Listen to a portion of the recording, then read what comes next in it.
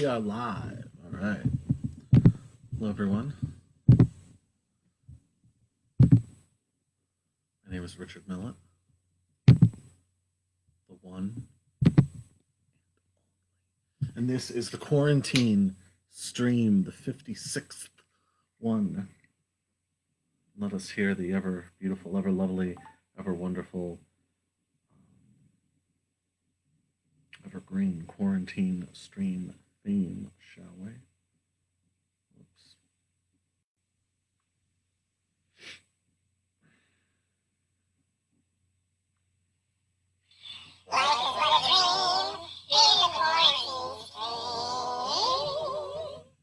Beautiful. Truly a thing of beauty.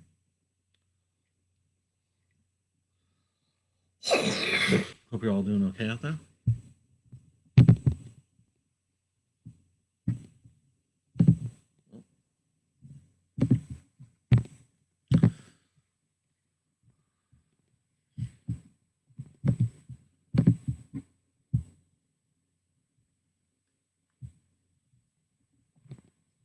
Are there any, I wonder if there are any vaccination holdouts out there. Be interesting.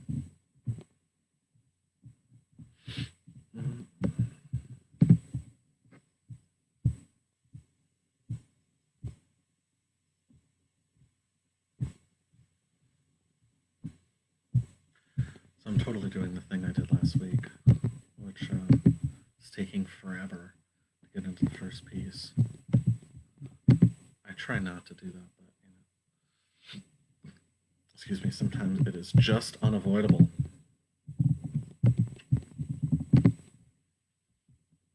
But we're all going to be comfortable here tonight.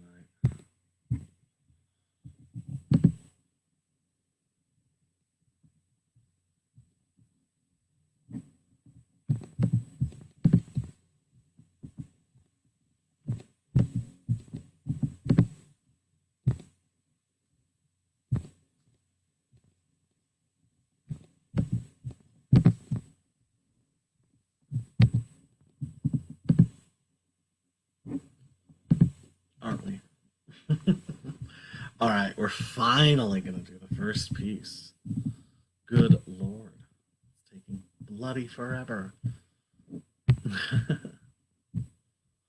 This is called Flowers at the Foot of the Cave. Swinging light bulb above a cracked basement window. A painting depicting the creation of creation. And a makeshift bed. I made up a new name for you that I'll only keep in my head. My head. Look at the jewel resting in the bottom of the wooden cup, or the stack of handwritten sheets explaining the steps of the ritual in rich, deep red, and the names of everyone there exist in my head. My head. Charcoal renderings of saints ripped from a magazine and pinned to the door, dented bits of metal shaped to make a mosaic and pushed into the floor. Quarter-inch thick spray-painted silver ribbons looped like ringlets in the air, and the floating stray white veins from a feather landing on your hair. Here I sit half childish, freshly washed clothes strewn over the chair. A tray with orange peels, melon rinds, and empty glasses rests balanced on the table's edge while I'm reading a map leading to a room more colorful than the womb, where I can overhear things other than gurgling and organs rushing. But still, this will always be in its infancy, because love is where Genesis greets infinity. And for proof, you can look in my eyes, even though I won't confirm or deny how much of this is true. But I trust that will get worked out by you. This is from a book I did about 9 years ago called This Is What Freedom Looks Like. Why was it called that? Because this is what freedom looks like. Simple. Excuse me. It's called Sympathy for the Cowboy. Sympathy for the cowboy all alone on the range. After the war ended, he was forced to change his name. Sympathy for the cowboy holding his dying brother, who begged with his last breath, "Tell mother I died with honor." Sympathy for the meth lab and all who fight in harm's way, who hope to abolish minimum wage and charge only $15 a day. Sympathy for modern times and those who argue that they are right. Sympathy for the victim who already has all the laws on their side. Sympathy for the student who's only lived in theory, in a hammer and sickle t-shirt, finally walking away from the barricade. Sympathy for the lawsuit and all who fought for reform. Sympathy for the bumper sticker telling you to be reborn. Sympathy for the stallion running free and too wild to ride. Sympathy for the motherfucker who tried, his wife cried, him and his foolish pride. Sympathy for the strawberry and the trial separations, press releases pleading for privacy, and of course, doing it for the kids. Sympathy for the nihilist sucking on his cigarette, cutting you off in traffic, no constraints of guilt or regret. Sympathy for the stalker on his computer outside, looking up pictures of you in high school, saving each one even if it takes him all night. Sympathy for the cowboy whose son moved off the ranch, said he might be coming back soon if there's no change of plans.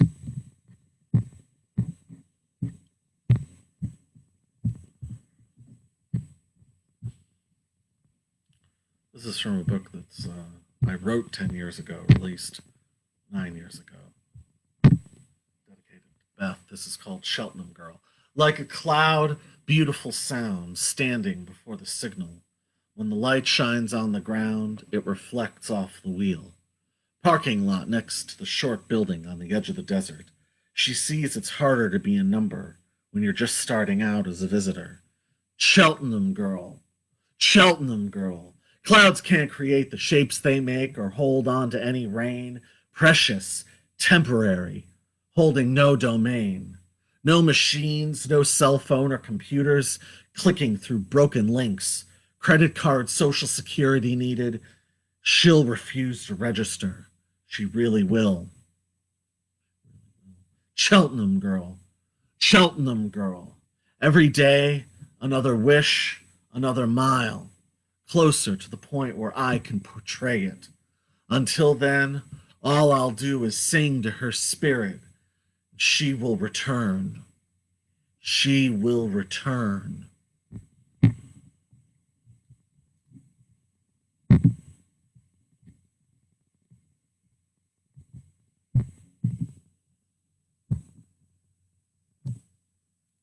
This is called Horse. Let's share the silence while everyone's absent. With the electricity out, it's unknown if the edges can be seen. Thin line, take off your clothes and find out if you're purple. Supine, time to get reserved by disengaged, dreary people. I'm optimistic enough to whisper in your ear, vanish into the walls, and watch you walk to the chair. Let's share the silence, test the power of my stare, and the limits of your willingness. Then pretend we're unaware when you stand in front of the mirror and all the stringent reasons why you're really here. I'm clear enough to stand near the back, not against your thigh, to avoid glancing at your eyes. Let's share the silence, ease into your patience, measuring what each instant takes seconds after the temperature breaks, staying anxiously awake while the next 7 minutes are advanced into minute facets, slipping across conjoined elements. I'm open enough to adjust the embryo window, your tight spine, your consent, the tension kept sacrosanct.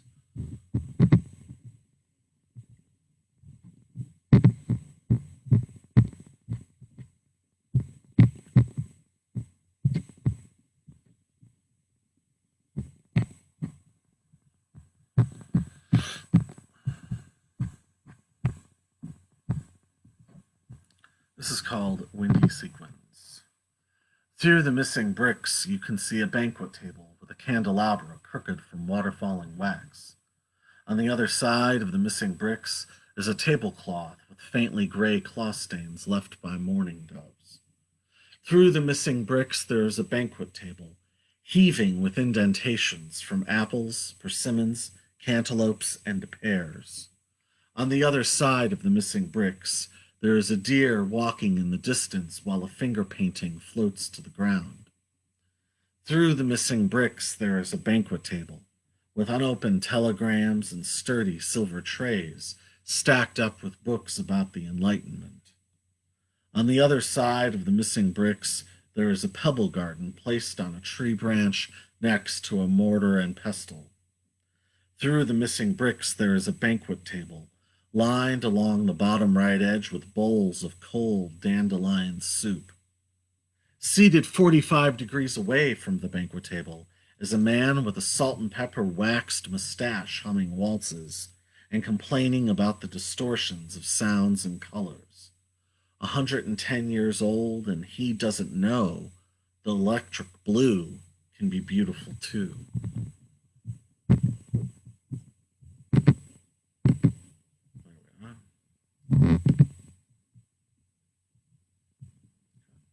Looks like we're doing all right up there, so that's good.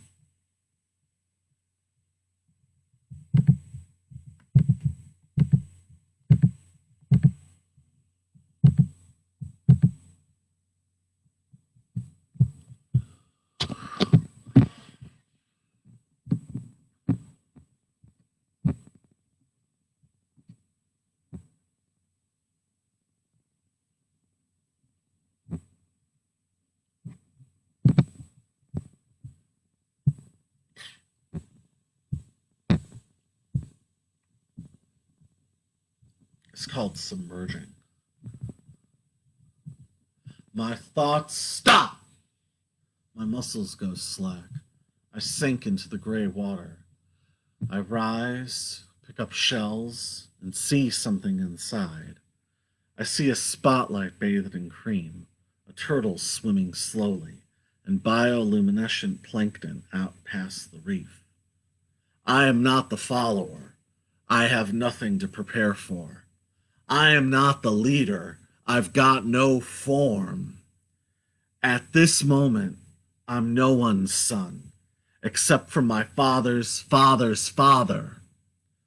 My head stays underneath. No new oxygen, but for the time being, I've got all I need. I'm not the follower. I've got nothing to wait for. I'm not the leader. I'm just being born. At this moment, I'm no one's son, except for my mother, the clouds, the sun, the land, the water. All is one. All is one. I have come. All is one. Open reach. All is one. To infinity. All is one. Circle soul. All is one. Bird's beak. All is one. Silver seed. All is one. We have come.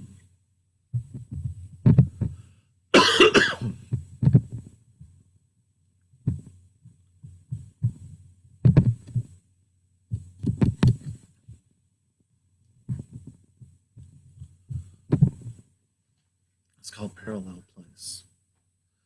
I live in a parallel place where the land is level, where the streets are bright in the evenings and I know what tomorrow brings. I live in a parallel place where the wind is cold, where gray-haired men sweep the bandshell and foxes sleep under the church bells.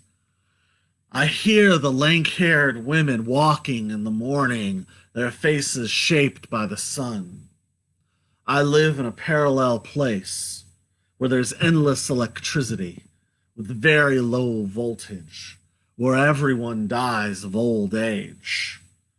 I live in a parallel place where rain runs into a tunnel, where able-bodied women clear the gutters and dragonflies rise in a slow-motion flutter. I see the able-bodied men hauling fallen branches, their faces shaded by the sun. I live in a parallel place where people speak in peace, where the foreman's spouse greets the mailman in a see-through blouse. I live in a parallel place where the forest faces east, where contracts are written in invisible ink and codes are created with a wink. I see all the people breathing through the day, their faces graced by the sun. Blissful cardinals, blissful infants, blue reflections magnified 10,000 times, blue beams bouncing off aged lenses, radiant artifacts, radiant heirlooms, white sails blistered by the salty sun, white china stacked up in cupboards, shining domes, shining necklaces, green feelings balanced on a yardstick, green parchment weighted down by grapes. Let's call I walk with God. I walk with God. I walk with God. I walk with God through all my changes, during my happiness, and throughout my challenges. I walk with God. I walk with God close to my memories, through my mistakes, past all my actions. I walk with God. I walk with God. I walk with God for forgiveness, for resolution, to see the stages I play a role in. I walk with God. I walk with God because I know it's easy to fall into false humility or declare your own authority. I walk with God. I walk with God. I walk with God to try and understand as much as I can about the expanse of creation. I walk with God. I walk with God because of the moments when I see serendipity and grace expressed so sublimely. I'm only here to accept my responsibility. I walk through a world I don't like. I walk through a world I don't like, and as time went on, I felt more disconnection. I walk through a world I don't like until I had almost complete separation of myself. I walk through a world I don't like, and this wasn't troubling. I thought it would help. I walk through a world I don't like, and that I can make a true observation and learn and improve. I walk through a world I don't like, but I found that the obverse was true. I walk through a world I don't like, and that the more I remain detached and considering the reflection, the more I became unnatural and obsessed with my own protection. I walk with God. I walk with God. I walk with God. I walk with God.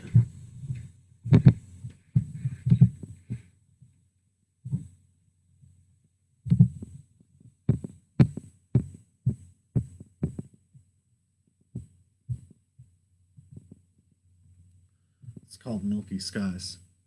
For 3 weeks I've seen the sky as one color stretched over a muted spectrum, and I've heard tiny handbells clang at irregular intervals. Without forethought, I was in a state of unstable concentration, with my sense of decency tested. I stared at my celeste-colored veins and remembered how they were made. I was reminded of the worm, thankful to be placed back in the dirt after suffering a 2-inch gash on its side from careless shoveling. The youngest lady stops weeping and waiting and steps into invisibility, her velvet-lined pockets filled with small wreaths of braided blue stems.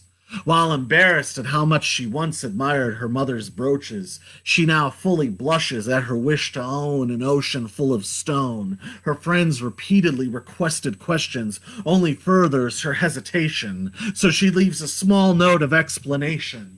Life is grossly inelegant in its demands that one must impatiently forget chores performed with red impressions left intact from knots affixed to ankles and wrists as if the sores had never existed.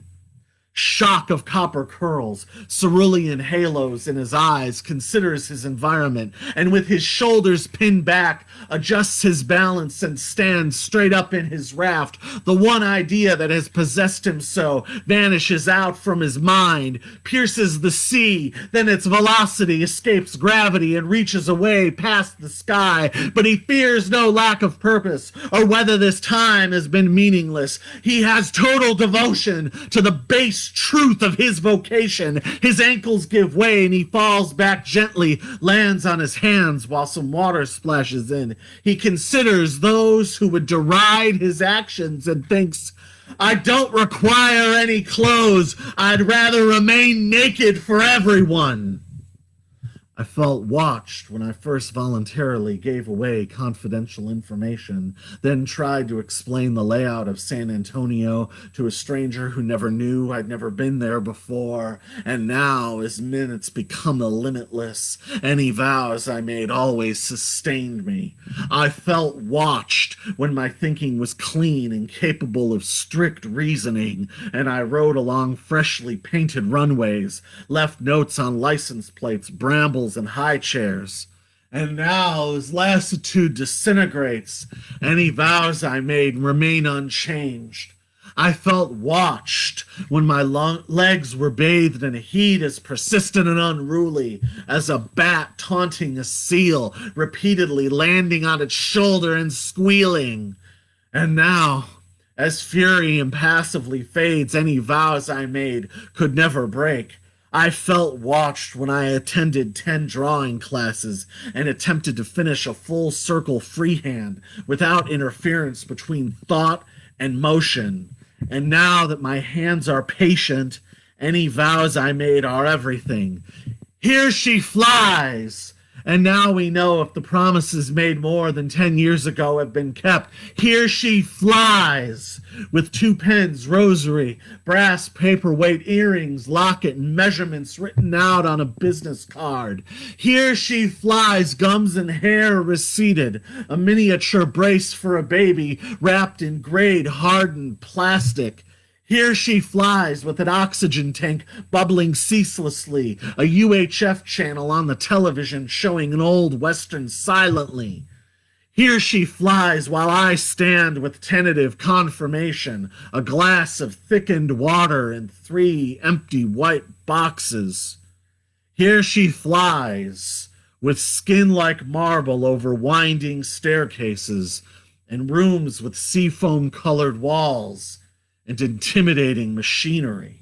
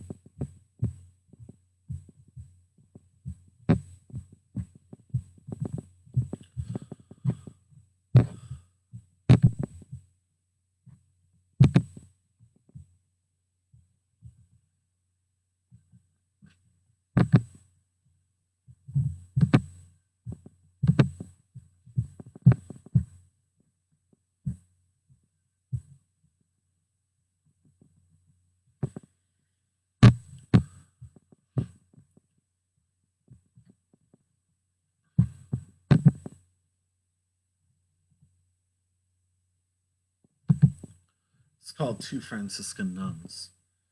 Chewing mint leaves while crossing the Calumet River, the paper mill's exhaust pipes interrupt the vista. Mules weighted with surge protectors, hairspray, and cassettes, a riverboat of morphine-addicted ghosts over there on the left. Two Franciscan nuns wanted to build a hospital but settled for organizing games of chance. In their hotel rooms, they squeeze out extra acidic orange juice and excommunicate people with unpleasant names from the phone book. Two Franciscan nuns helped decorate an admiral in the pensioner's home after he'd misplaced his uniform. They blessed his pills, kissed his parakeet, and as he slept, gathered sets of his false teeth to sell at the swap meet. A brain with blood and oxygen is better than a fish who talks. What some people see as skin discoloration is in fact the natural pigmentation when viewed from the inside. Some newspapermen have always known this, and indeed, they have nothing to hide.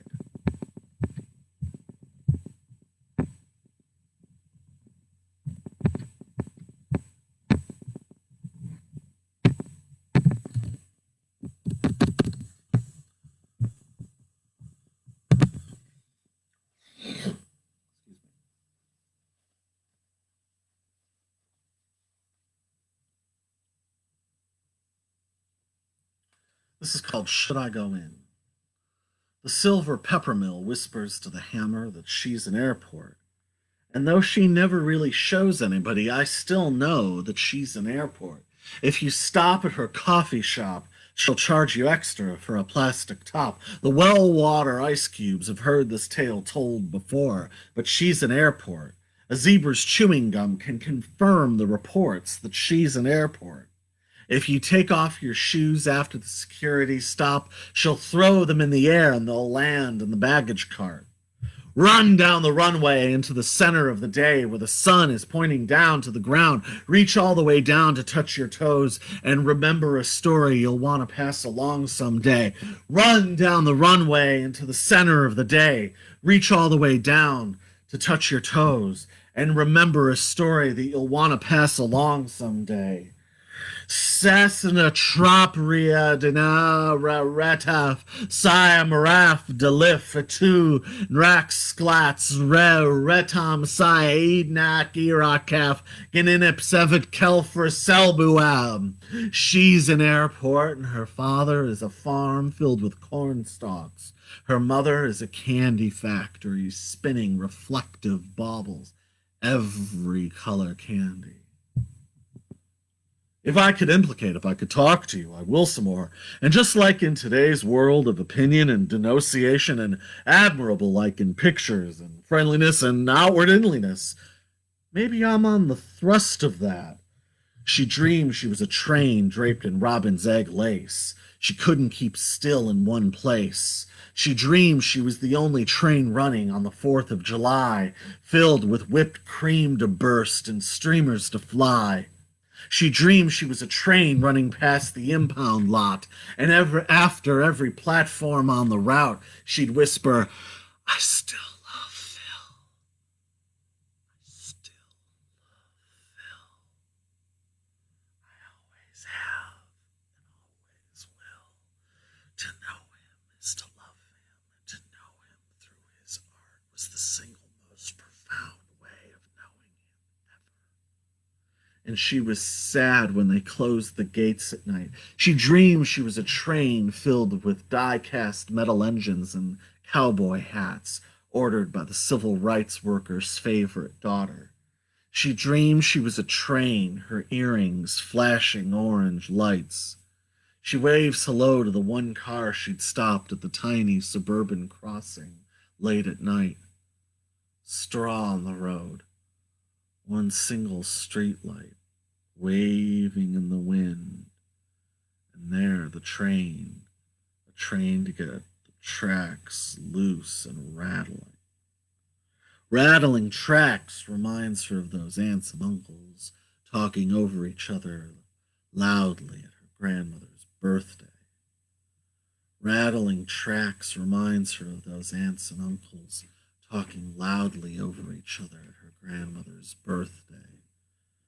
People with names like Buster and Dez.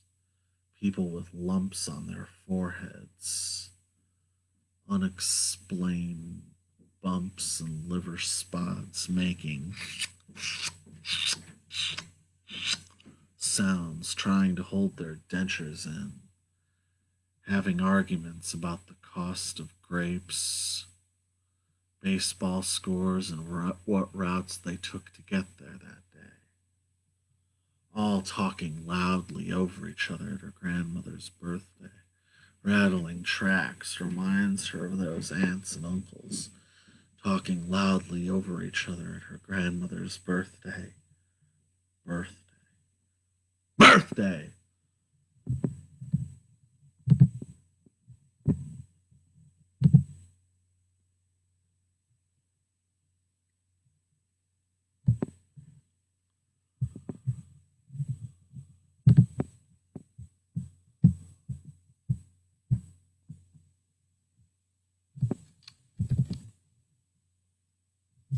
It's called Blue Soaked Scepter. The kink in my neck that runs to my kidneys, distracting me from movies I've long since memorized, and repeating quotations I've lived inside of, and I've no desire to rewrite history that doesn't concern me.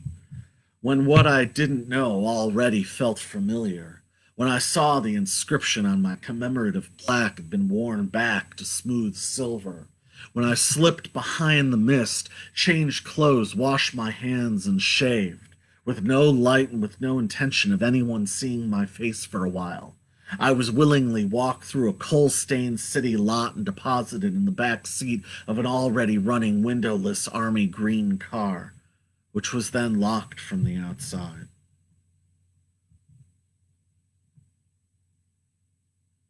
Mary!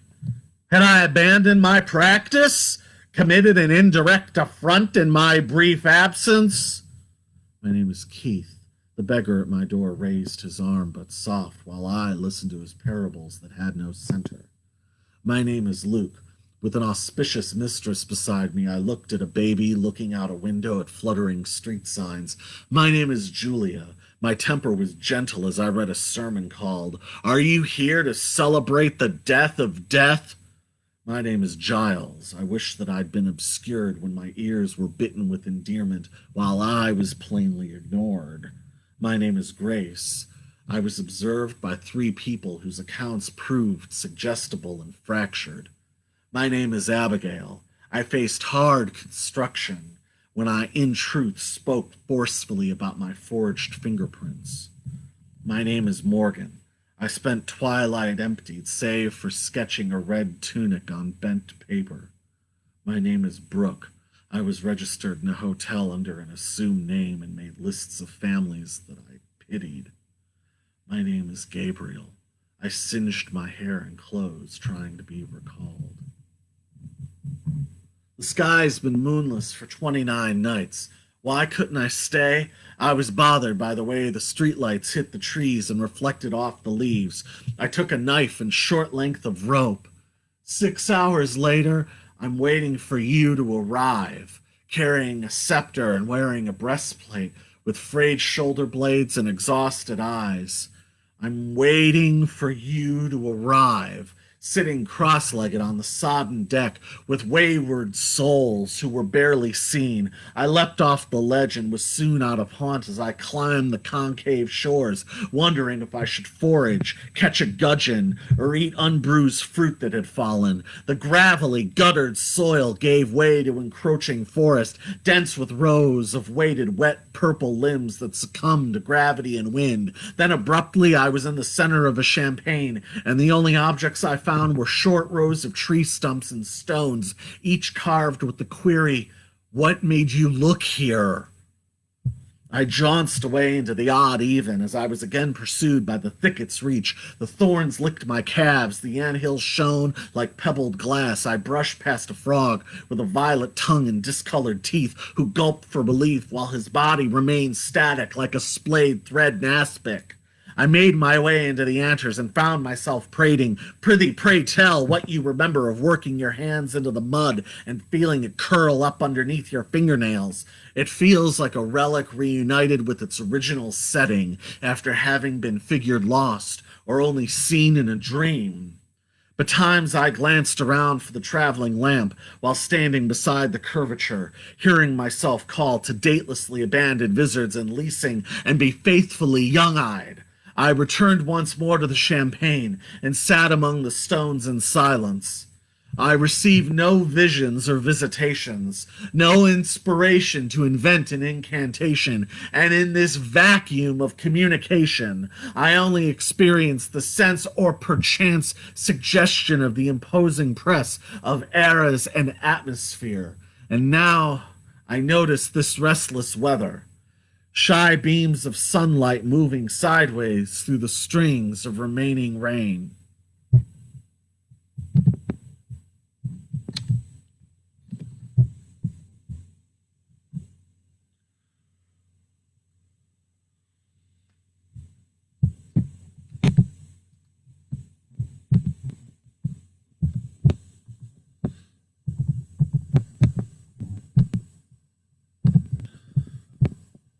This is Canary Milk.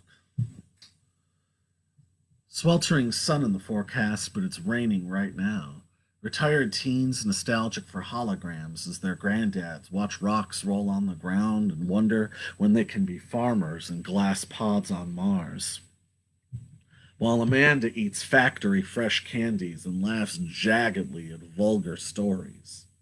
The boy who awoke in the toy aisle one evening moved more elegantly than his mother had ever seen as he picked items off a worn, well-folded list before deciding he'd rather have a pet eel instead. While Amanda watches her neighbors bickering and daydreams the deleted scenes from their past. The delivery man is ready for the weekend as he ignores reports on the European heat wave, instead marveling about the new house on his route and how much it must cost each month to keep the swans fed and the water in the lagoon fresh. While Amanda feels no urgency to call back her agency and laughs at people voluntarily photographing their chores.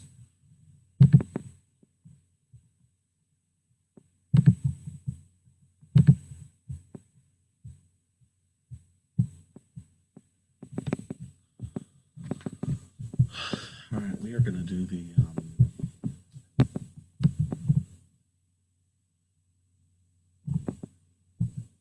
as I refer to them, the brother and sister poems. Um,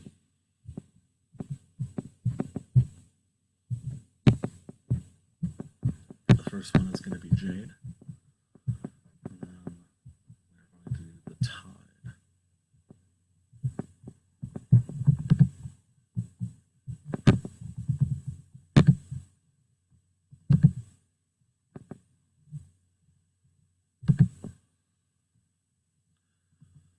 Winter went without finale.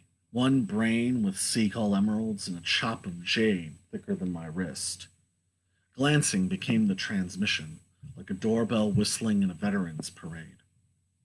So behind the minute hand extends more than obligation and demands more than devotion. Passion is 10,000 tiny cuts, so untraceable they dye emotions without ever gracing the surface.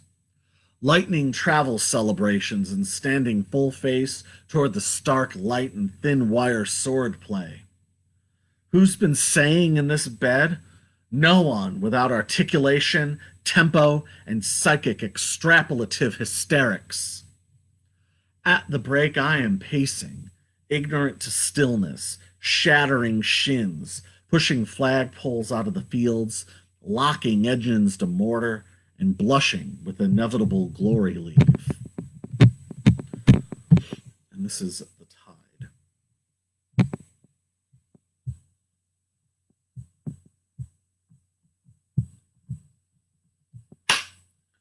Swimming through the rising tide, eyes, eyes, eyes, eyes, magic, taste of love. Magic. We love each and every one of you. Geo, Nyan, Momo, Diane, Jonghyun, Sana, Sui, Mina, and Chaeyoung. Yes, Eve, on the limestone madrigal entrance. The wind stormed around the asthma liquids, beads and flying cost of yen. The fur was melting into an envelope, lime green irises bobbing in the water. Trying to pry through the quarantine line, topics of conversation overheard, rusting park, yellow chutes and chipped lacquer, birds landing on Mount Fuji. A dulcimer was plucked, flood-neck papers rising and collected. Outside, crisp rings of flickering crossing change. Numbers assigned in a fetal hotel, slow motion time to diagonal lights and backward directionals. Ceremonial silver displayed, cold crooks of current torn by rain, and smog-filling ditches. Spear thrown into the branch, limestone posts built on the marsh. Letters sent with smeared ink, walking through masks for photographs. The motorcade wasn't noticed. Flipped cigarette, punctured wrist. The tide stretched over itself.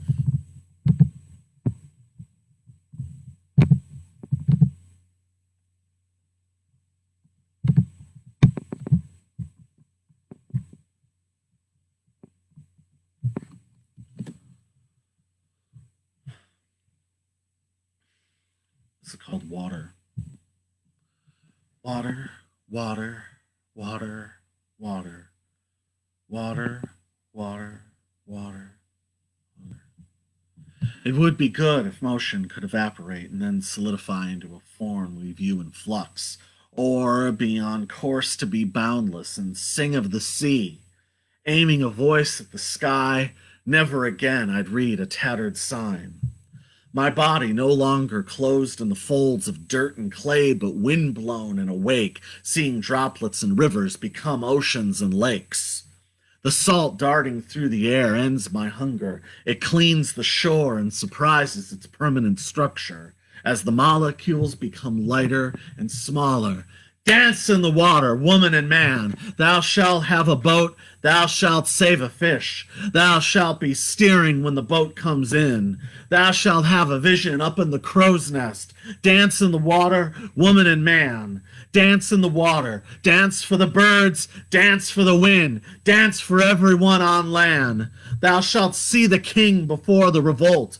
Thou shalt find a partner, one to love and to hold. Man will be woman and woman will be man. Dance in the water to the perch and to the sand. I once lived on Salisbury Plain. We'd come from Ireland and only ate grain. We changed their battle hymns and substituted our names. We sang boldly, we shall rule the waves. Never, never, never, never shall we be slaves. We sailed to the Pacific fighting equinoctial gales. We felt liberated by the sight of sharks, storms, and whales. We gathered strength and survived the death of Captain McCahey, for we would have been despised by his ghost if we had stopped facing the sea. And now we're outward bound toward the Gulf, to the Indies and back around. We'll gather gifts wherever we dock, and when we're headed homeward, I'll bring silver galore and a Persian cat and a camel fur, and you won't wear those cast-offs no more. Now haul away the bowline! The ship is rolling!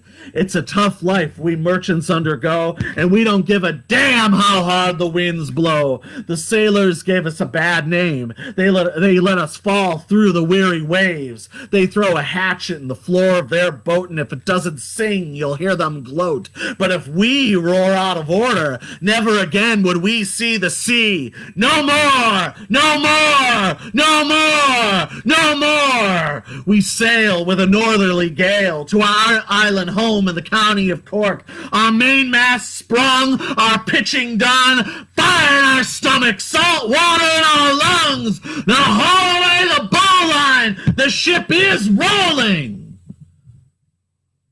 Ocean, ocean, ocean, ocean, ocean, ocean, ocean, ocean, endless ocean, endless ocean.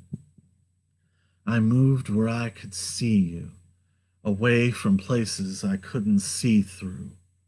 I threw away my socks and shoes to be waiting at your shore, endless ocean, endless ocean. My blood is all departed. I stopped the things I'd started. My organs are unguarded. I see your waves get parted by the tide and its rippling mood swings.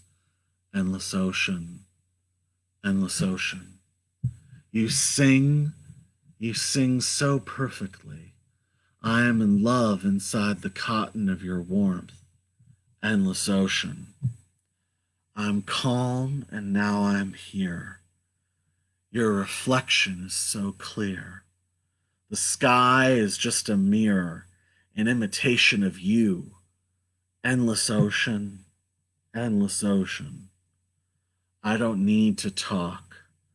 I found what I have sought. Into you I will walk. Endless ocean, endless ocean.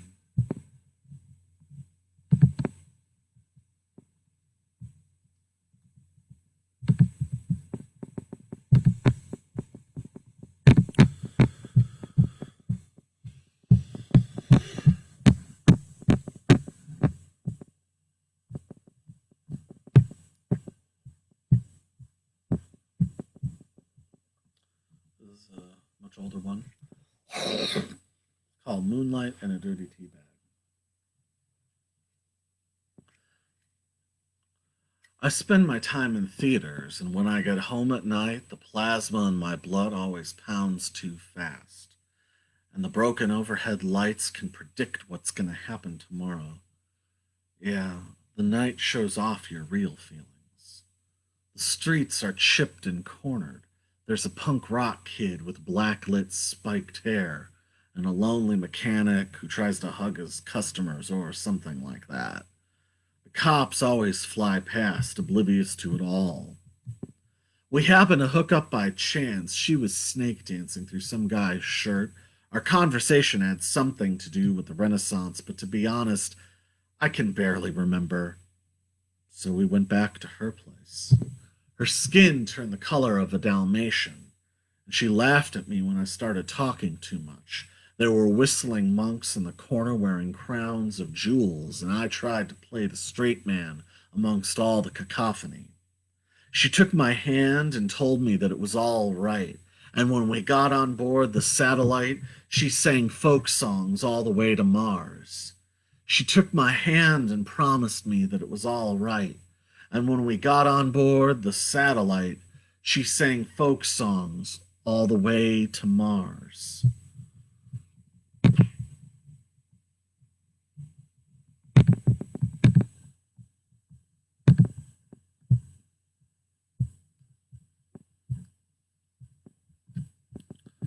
This is one I haven't done in a while.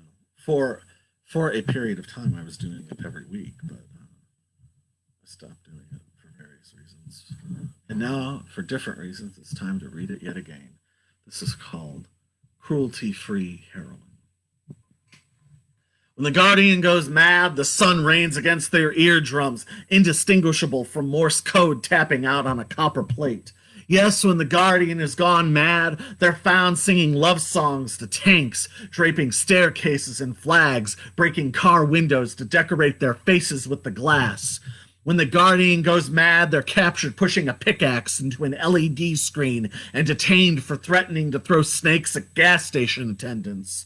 When the Guardian goes mad, people suddenly remember to turn on AM radio and patiently follow guidelines before filing a full report, though there are always doubters and passers-by who start conspiracies, the usual being that this was some sort of false flag or a planned distraction. If the Guardian goes mad, they'll arrive at every awards ceremony with a mirror in hand and a ribbon under their chin and make demands to review the voting processes when they don't win. If the Guardian goes mad, they'll rue the day they lost control of their relationships, spending weeks hiring staff to bury paperwork they'll insist doesn't exist. If the Guardian goes mad, all their meals shall consist of orange peels pulled from chain-link fences and burned coffee flavored with molded peach preserves, though There are always doubters ready to offer an opinion of unverifiable proof, summarizing that death and maps are the only real measures of impact. And can you imagine being that fucking sick? If the Guardian cracks up, they'll spend bleak days envisioning trees committing suicide, grandmothers doing crystal meth for the first time, and gnats smeared into toothpaste. If the Guardian cracks up, 7 strangers stuck in a bank will claw at each other to seek cold air in the vault and wait for their families and firemen to arrive and dig them out. If the Guardian cracks up, pirates will walk their own planks and devour themselves once they hit the water, thrashing back at their gnashing teeth, running the seas red until hunter and prey are finally one. Ignorance, arrogance. The pest control man said unto me, when I was in Japan, I bought cherry bread in a can. I opened it with a knife, slid off the wrapper, and the air bubbles stayed floating around in my mouth, and I rolled them around and around until I returned back to the West. Bliss, tolerance. The pest control man said unto me, sometimes my apartment building turns into a vending machine and I get deposited out into the evening to provide goods and services for lucky couples with good taste and a few wandering dollars to rub together.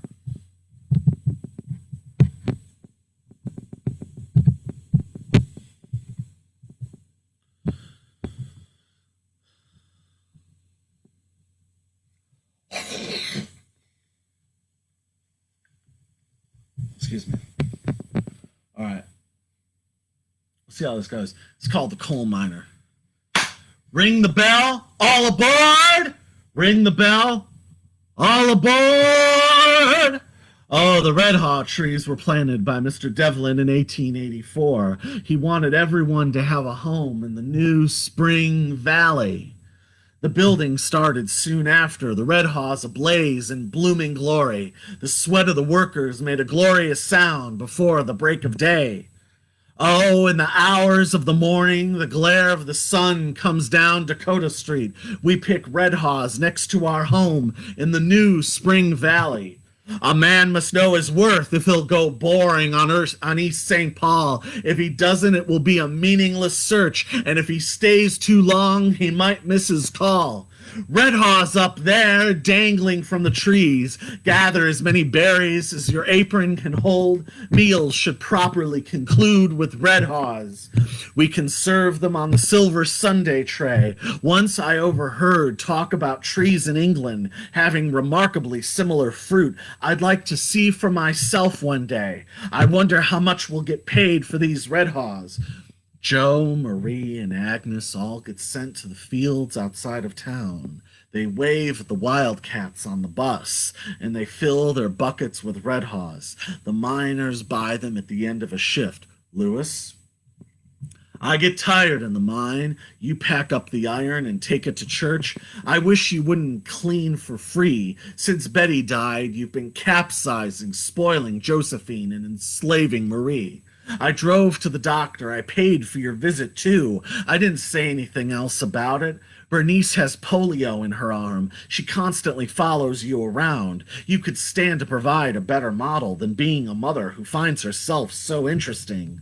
I signed the form. I fixed the wheels. You only get out of our bed for me, which isn't what I want. You'll teach the children crooked versions of privacy. Perhaps you should leave for the city and hop streetcars. You'll meet lecherous men who'll entertain you with gin and gifts instead of appreciating the work Ignatius and I have done for you on this house, putting blankets on your back at night. Anna? Lewis, you fool. You know you don't make my rules. You may be tough at work, but making fun of my charity takes a lot of nerve. Lewis, you fool. You're wide open for ridicule, and if you want my sympathy, don't patronize Agnes, Bernice, Josephine, Joseph, or Marie. Goodbye, darling. Good night. My lawyer will be seeing you soon. Goodbye, darling. Good night. I'm going to Chicago at noon. Lewis, Lewis, you fool, you don't make my rules. You become such a boring man, pretending to sleep, then pretending to take command. Lewis, you fool, I can no longer hide my ridicule. I'll have my fun with the men who scare you. They'll take me out and swoon over the jewels in my shoes, paid for by you. Goodbye, darling, good night. Good times will be commencing soon. Goodbye, darling, good night. I'll be dancing under the moon.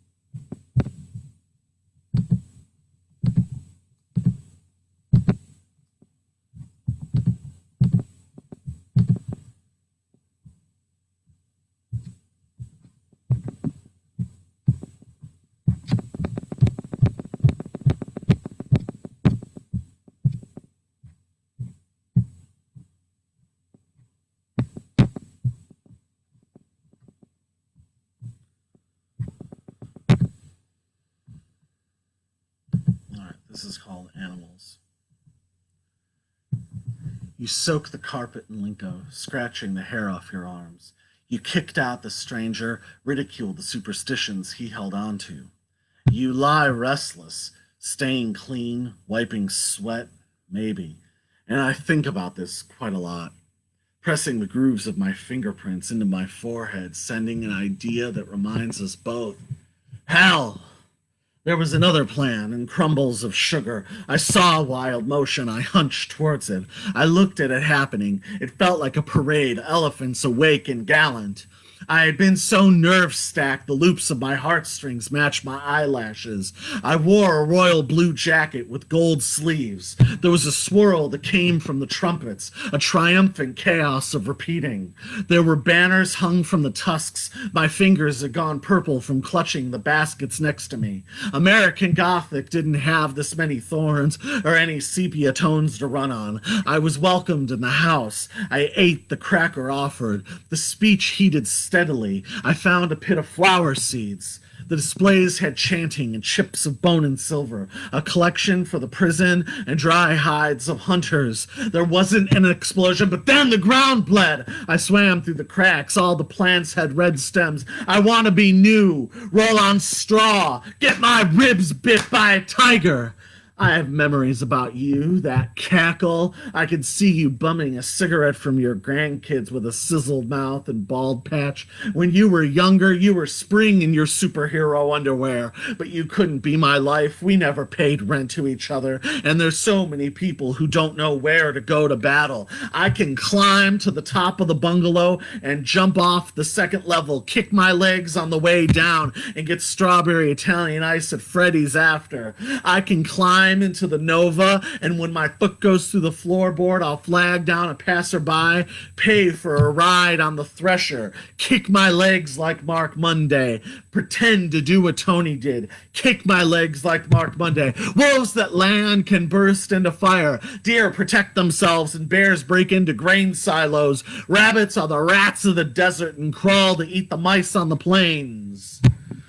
When the evening is still and quiet, and the candles are glowing violet, the sultry air makes you drop your cares, your doubts, and your frowns. You descend the stairs and head into town. Walk through the leafy glade, float on the ground beneath you, walk all night with your gaze fixed on your lover's face. Sing a song of love that you learned from above. Dream of her caress, the nape of her neck, and know that you'll never part when the evening is still and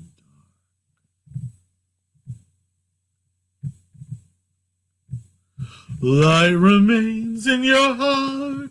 You feel so free, smashing on where you could be skipping stones, all alone and not mine.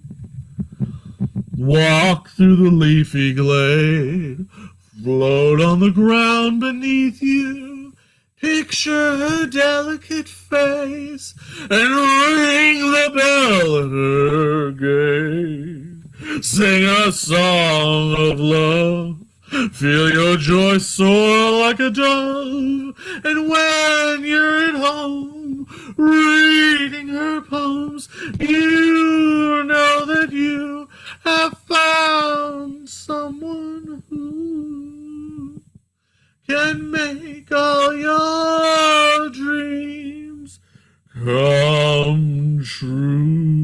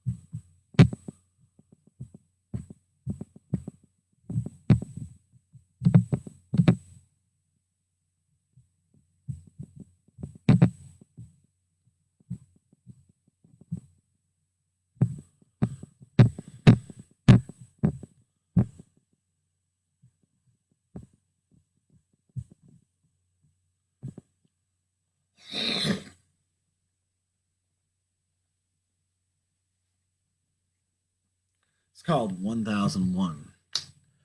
I was traveling across Missouri and I saw the floods. The water waved like eyelids draped over the heavens. I came to the caverns and lit a fire. I left a drawing of my own, an elephant with a broken back. A 6-year-old cracked some sticks and made a puddle of wine. In the fog hovered the pestilence, dusted with cicada wings and bats. The cockroaches had incisors and ate a meal of matchsticks. I met the mayor. We watched a lunch line kick a dog. We stole light bulbs from a factory. We wrote a novel and a play, and then we burned it all. Let me tell you about starving and lust in your mouth, 'cause I've never missed a meal and I won't start now. I've never seen that many rodents migrating south, and 10,000 blood vessels turn inside out, and 20 boats capsize, and a Chinese dragon get caught in an updraft, windshields and storefronts snapping in half. On the battlefield, none of this is real. My hands have been sliced open with leather and steel. Rivulets of blood and dirt cover my scabs and wounds. I spun on my heels and I look around at the land. I was surrounded by dead bodies and I had to believe that this wasn't part of the plan.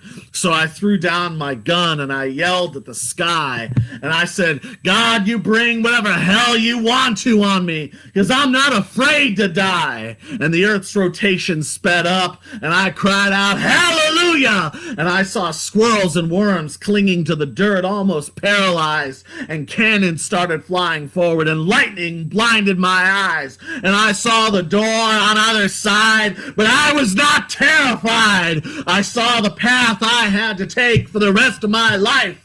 The lightning projected onto an infinite expanse of space. Every instinct played without fear of fate. An imperceptible mist keeping me awake.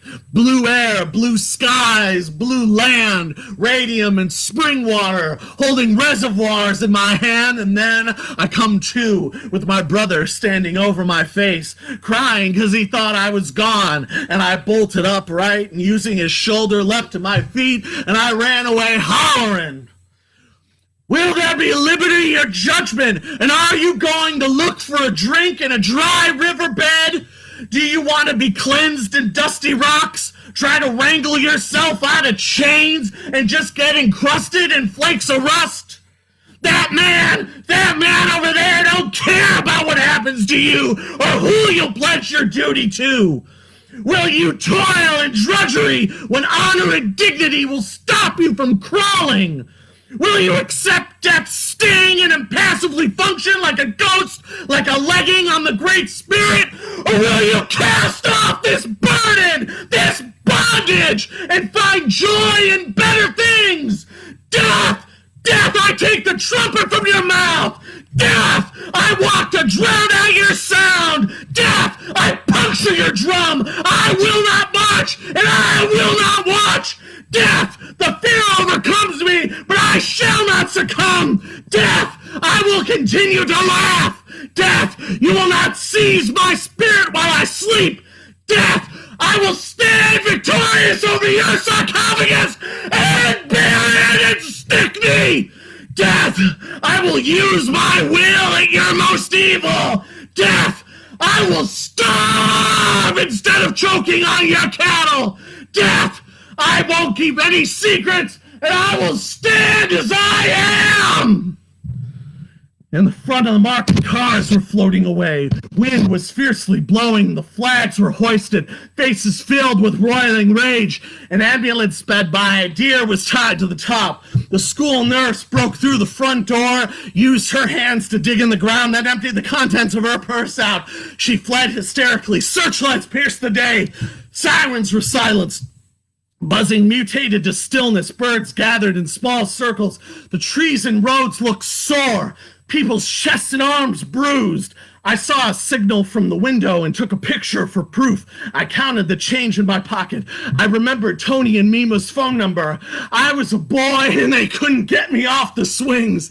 And now I can fly, so I never stop. I always would wish to observe overhead, weightless, straightforward, irresponsible, endless, adroit, fast, far above, picking out the doves from the seagulls. And I wonder who will fall for fuel and travel to another coast in a nameless group and export a bullfrog to the mountains and sell paper towel from their patio and cancel the credit of the branch vice president and kick a Honda in the grill and pluck staccato strings for their score and steal toothbrushes from CVS and spread their legs for the solution and hang naked from a tree in Ibiza and write a slogan that fits on my wrist.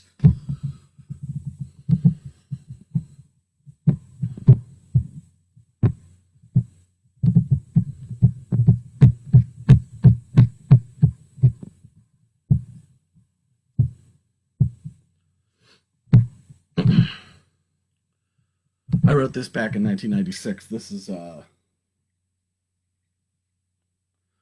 about freedom, of course. All this is. Some of it's also about truth and beauty. This is called Neil and Bobby Sakatumi. I greet the puppies with a smile and attempt to comb my hair for a while. I idle my time on a red velour sofa. It's not mauve, it's not puce, it doesn't look anything like you. It's ugly, it's red, it's got plastic cushions. I spilled my apple juice on that sofa. Or is it a love seat, or is it a futon? It might be a bidet for all I can see, but whatever the hell it is, I don't want to sleep on it or eat your chocolate cake anywhere near it. I don't even want to go in your house because your dog humps my leg and your boyfriend picks my teeth and your dad chews my eyelash and there's not 1 inch of floor space clean enough to lick. You turn my water brown. Your senile granddad dresses like a clown. He's got a big red nose. It's not nearly as revolting as that sofa. So by the way, I'm not coming over tonight. So quit following me down the hall or hitting on me in the toilet stall. Because any house with that much Elvis on velvet won't find me on their front porch swing or their Norman Rockwell painting. but maybe I will drop by, dressed in armor and a satin hat with some flowers for the maid and cocktails for the cat who never got me in the sack and a muzzle for that fucking dog. And I'll cut out your nose hair and put on your pancakes and yell, supper is served, so the butler can take a night off and throw some darts at granddad. And for dessert, I'll serve pigs in a blanket garnished with spaghetti Suzette with some lighter fluid and a lock of your ma's pubic hair to torch that fucking sofa to the ground, because it ain't Art Deco no matter how hard you try to swing it, and the vinyl siding may go up in flames, but it really ain't little pink houses after all, now is it, Toots?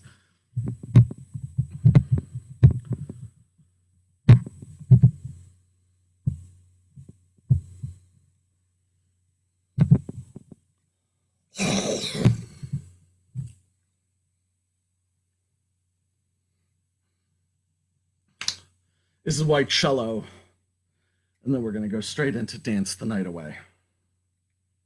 So,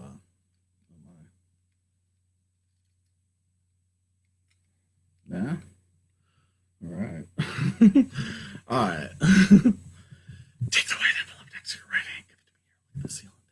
Talk to me. I'm in the open window. I'm not in time, but I've got your watch and I need to learn to play this white cello. Scratch the surface! I'm on the shore with a can of sugar. It's never bitter. I'd really rather be playing though because I like the white strings and the white bow. That's not her. That's her was the simplest thing you said today. I'm still reeling with no moments except now. You don't possess any microscope, so instead I will take the telescope.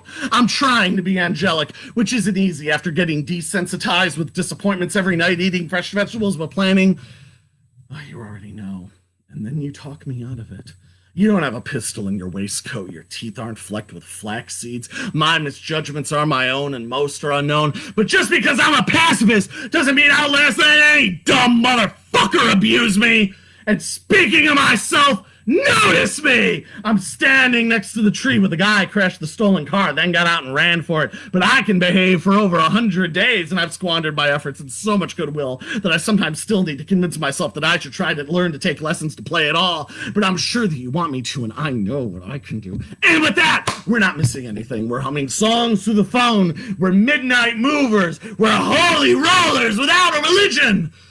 No, we're not. And don't be the guy on the bike in the right lane racing for his life against rush hour traffic in the morning. I know you are, and you know that I care. And I feel like I'm Clark Kent all dressed up in primary colors, and I just haven't taken off my glasses yet. She said to me, as long as it's not evil. And I said to her, I cannot be evil, certainly not right now. But it's the rising sun. It's a hard-boiled egg. It's basil. It's a blue charm. I just want to play the white cello. I just want to sit in a circle and think about it some more. So we can wrap this up?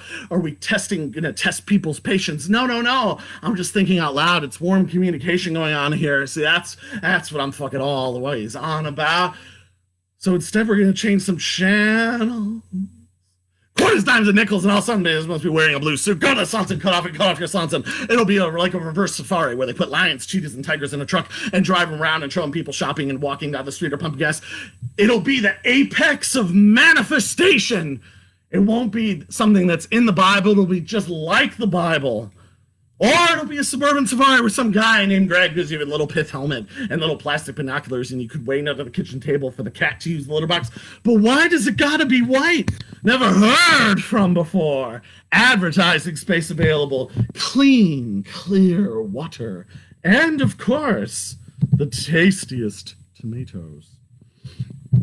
All right, this is Dance the Night Away.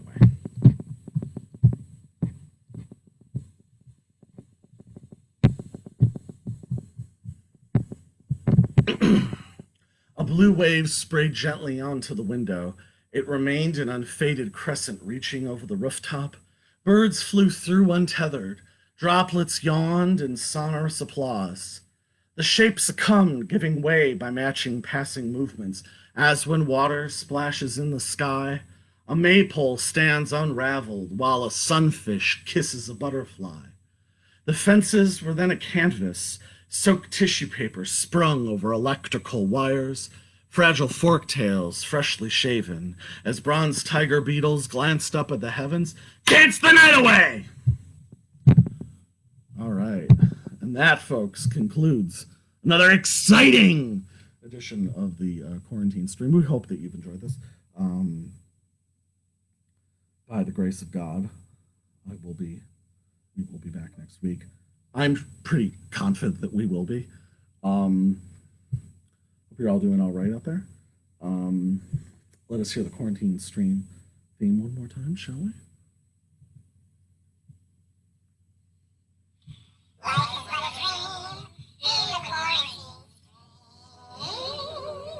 Beautiful.